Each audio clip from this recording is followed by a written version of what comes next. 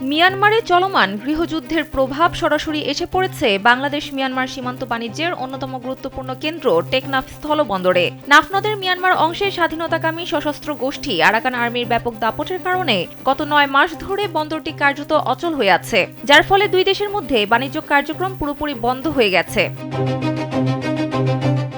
বাণিজ্য বন্ধ থাকায় সরকারকে গুনতে হচ্ছে বিপুল আর্থিক ক্ষতি। হিসাব অনুযায়ী এই সময় ৪০০ থেকে ৫০০ কোটি টাকা রাজস্ব থেকে বঞ্চিত হয়েছে সরকার। পাশাপাশি বন্দরের সরাসরি ক্ষতির পরিমাণ দাঁড়িয়েছে প্রায় ৩ কোটি টাকা।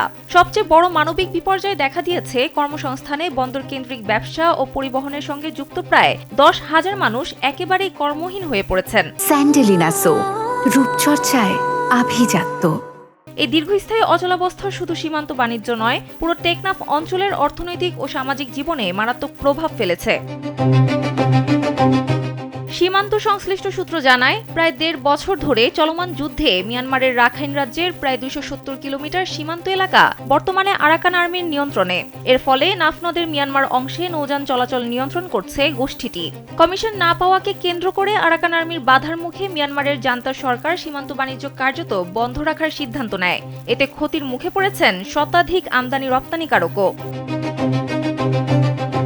টেকনাফ স্থলবন্দর কাস্টমস ও ব্যবসায়ীদের তথ্য মতে, সর্বশেষ গত ১২ এপ্রিল আরাকান আর্মি নিয়ন্ত্রিত মোংডুয়ে এলাকা থেকে ২টি কাঠের বোট বন্দরে আসে।